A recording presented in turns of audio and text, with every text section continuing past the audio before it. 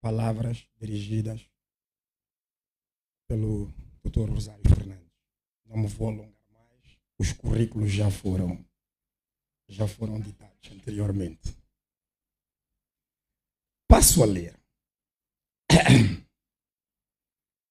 A minha comunicação à magna reunião nacional do partido Anamola. Saudações. O meu modesto apreço e as minhas respeitadas vénias à primeira reunião nacional de um partido inovador e propulsor de mudanças, Anamola. Quando um parto é havido como difícil e de elevado risco e sobre ameaças ao bloco operatório, o recém-nascido torna-se messiânico, viral e catapultador de protagonismo mediático, sendo caso de estudo para a literatura da saúde pública e comunitária.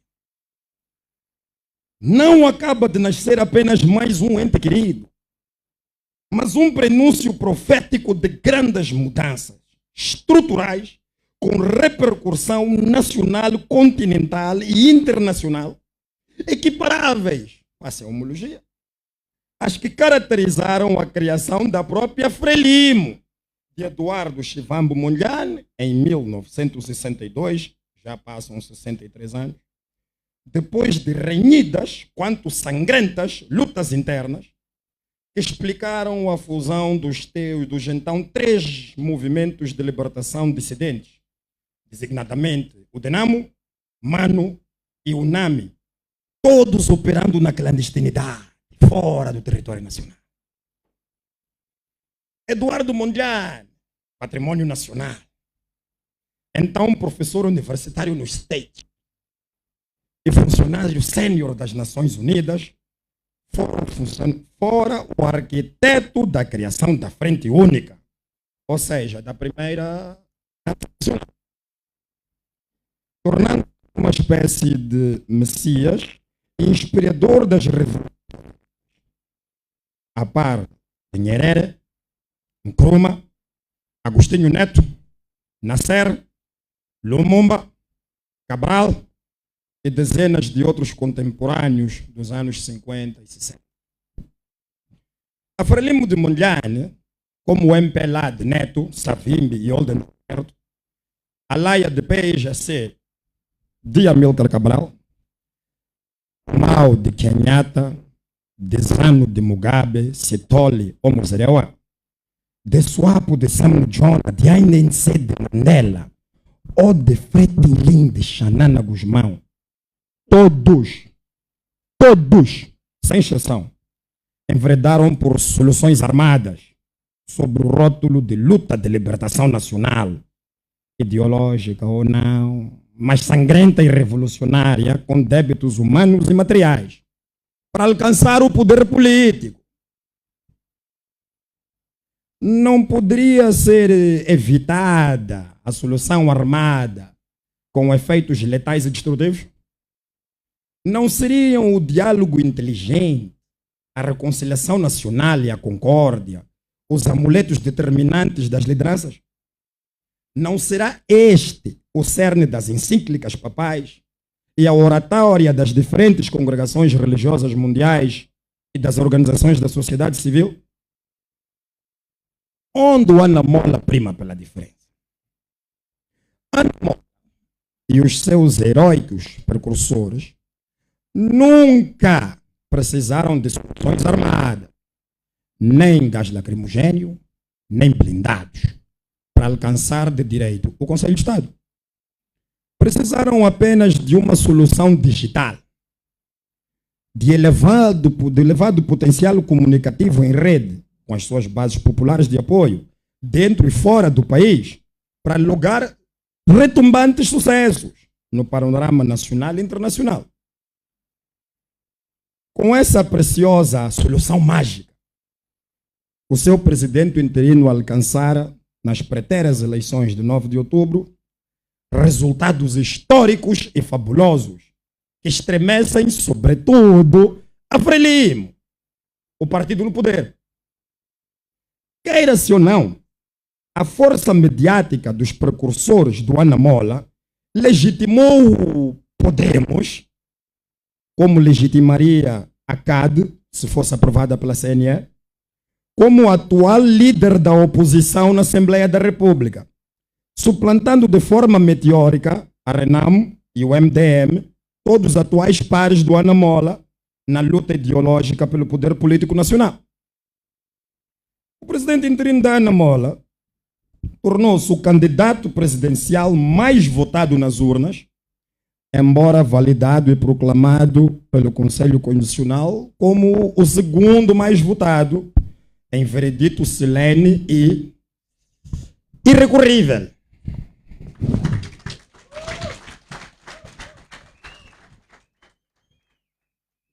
Ora, os acórdãos, como em todo o mundo, têm força de lei, gozando de ius imperi, direito imperial, cabendo a todos, sem exceção, e doravante, priorizar o foco principal do novo partido político rumo aos próximos pleitos eleitorais, num contexto em que o presidente interino do Ana Mola acaba de ser empossado como membro do Estado e em que o novo partido tomará no presente fórum decisões magnas na antevisão de futuros congressos e do emergente diálogo nacional inclusivo, abrangendo diferentes segmentos da sociedade, desde político-partidários aos da sociedade civil e diplomática. A Frelimo, organização sexagenária e a mais lendária do país e principal adversário político do Ana Mola no poder, conta com aproximadamente 5 milhões de filiados em idade eleitoral ativa, entre simpatizantes, militantes e membros. O Ana Mola pode facilmente alcançar o dobro pelos ingressos massivos dos seus seguidores ou pelas migrações voluntárias de ora afiliados em partidos concorrentes, incluindo a própria Frelimo, sendo esta uma questão estratégica de organização, comunicação, mobilização e marketing. A principal fonte de receitas da Frelimo nunca residiu nas cotas dos seus filiados, mas na sua teia de investimentos empresariais, filiais ou não, e outras fontes nunca reveladas, bem como nunca publicamente auditadas. A Ana Mola precisa de fazer diferente e melhor, de forma decisiva e determinada, primando sempre as angariações, internas ou externas, por avaliações periódicas de estoques de saldo e de prestação de conta, conquanto transparentes, voluntárias e de boa fé dos diferentes contribuintes. Mais vale, 1000 vezes, obter contribuições populares em praça pública do que alcançá-las de forma oculta, fraudulenta e por troca de favores e compradrios de natureza vária, de índole vil, nojenta ou criminal.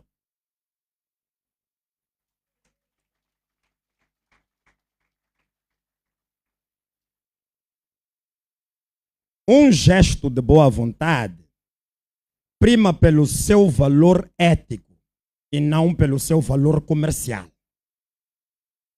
Cada partido político deve ter padrões de sustentabilidade a prazo. Não bastam as cotas dos seus filiados. Estas podem manter as contas correntes do partido, mas não sustentam as despesas de capitais e investimentos para a robustez patrimonial, logística e financeira do partido a longo prazo. Linhas de investimento e parcerias inteligentes impõem-se nos próximos 2 a 5 anos. Os fatores de sustentabilidade vão desde as cotas regulares de base mensal dos seus filiados e apoiantes, aos variados investimentos produtivos e aportes de parcerias inteligentes dentro e fora do país, além de doações leais, sem contrapartidas, de origem vária. As cotas de filiados e apoiantes de ampla intercomunicação eletrônica devem se situar em pelo menos 51% da tabela anual de receitas da organização. Cifra jamais alcançada pela própria Frelimo desde a sua organização como partido político.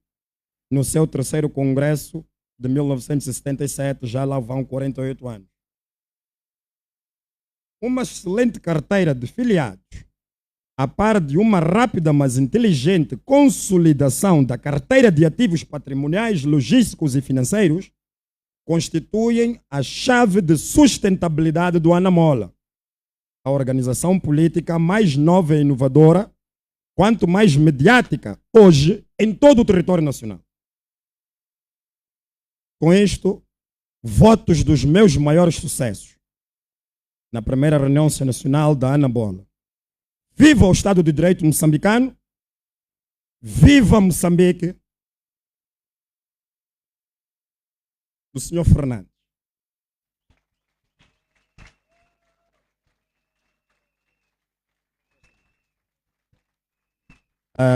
Meus senhores, a mensagem está transmitida.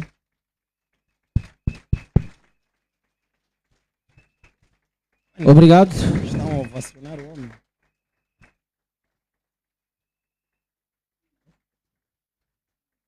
Muito obrigado. O senhor Rosário Fernandes entregou a mensagem. Eu, pessoalmente, espero fielmente que a mensagem que pretendia transmitir no meio do discurso cheio de vírgulas tenha realmente passado. Muito obrigado. Com licença. Muito obrigado, Dr. Chamir, por esta mensagem, que na verdade, por ter sido o portador desta mensagem do Dr. Rosário Fernandes, uma mensagem que não vamos fazer comentário, porque é na verdade, embora tenha pontos aqui interessantes, foi uma aula política, uma aula social e uma aula de literatura. Que o diga o Luiz Nhanchote, que está aqui, que também é escritor. Vamos continuar com o nosso programa e vamos à nossa primeira oradora online. É jornalista e ativista dos direitos humanos, ativista também na área da indústria extrativa, óleo e gás, portanto, uma das vozes sonantes no quesito da transparência ou da luta ou busca por essa transparência no que diz respeito aos contratos da indústria extrativa de óleo e de gás. Notabilizou-se também, foi jornalista da Agência de Informação de Moçambique, AIM, durante algum tempo antes de sair para a área do ativismo. Ela foi, portanto, ano passado, candidata de um certo partido político a governadora da província de Maputo. É conhecida, aparece em vários debates de televisão e tem contribuído bastante. Foi parte do conselho diretivo do MISA Moçambique, uma entidade que congrega comunicadores ao nível da África Austral. Vamos ao encontro, espero que as condições técnicas tenham sido criadas para o efeito, da Fátima Mimbir, a doutora Fátima Mimbir. Ela vai abordar o tema relacionado aos indicadores sociais e desafios para o futuro de Moçambique. Portanto, se está aí a ouvir-me, doutora Fátima, boa tarde. Vamos ao vosso tema.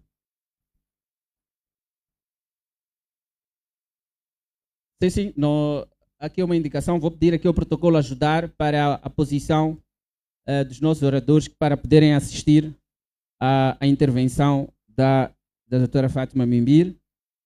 Mais uma vez, está a escutar-me? Acredito que sim. Podemos entrar. Doutora Fátima Mimbir, é consigo.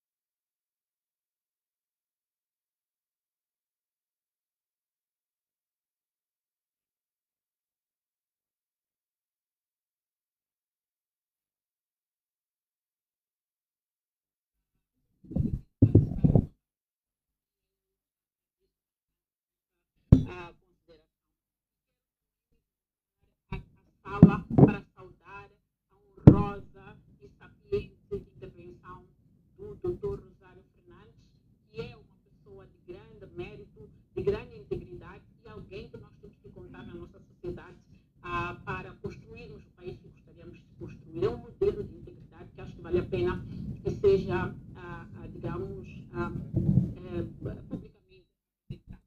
Bom, eu vou iniciar a minha intervenção e vou focar-me essencialmente em 3 aspectos ligados ao padrão do Índice de Desenvolvimento Humano, porque ele dá muitos elementos para análise. Essencialmente, a minha intervenção vai ser no sentido de dizer aonde é que nós estamos. De alguma forma, é uma continuação, digamos, ou complementaridade da intervenção que foi feita pelo professor Tibana. Talvez começar por dizer que Moçambique registra uma estagnação relativa nos seus indicadores sociais e, sobretudo, considerando a sua população, ou seja, a evolução e o desenvolvimento populacional. Por exemplo, nós temos estado a analisar ao longo dos anos a evolução do analfabetismo, continuamos a ter taxas muito altas. Neste momento, a taxa de analfabetismo, a média geral, é de 38,3%, ela é mais alta entre as mulheres, sendo de 49,2%, e nas zonas rurais, que é de 52,3%. E é lá onde vive a maioria da nossa população. O que estamos aqui, a nossa população, na zona rural, na sua maioria, não está a ter acesso à educação. Portanto, isto é preocupante, é um aspecto que nós deveríamos melhorar. E ainda há alguns elementos interessantes quando se fala de educação, é que, por exemplo, os dados do próprio governo indicam que apenas 18% da população, apesar de dizermos que estamos numa média de quase 60% de alfabetização, 18% da população não concluiu o ensino primário. Isto é gravíssimo. Significa que nós temos aqui condições para afirmar, tanto quanto o Índice de Desenvolvimento Humano afirma na componente da baixa escolaridade, que Moçambique representa um índice muito baixo na escolaridade média, significando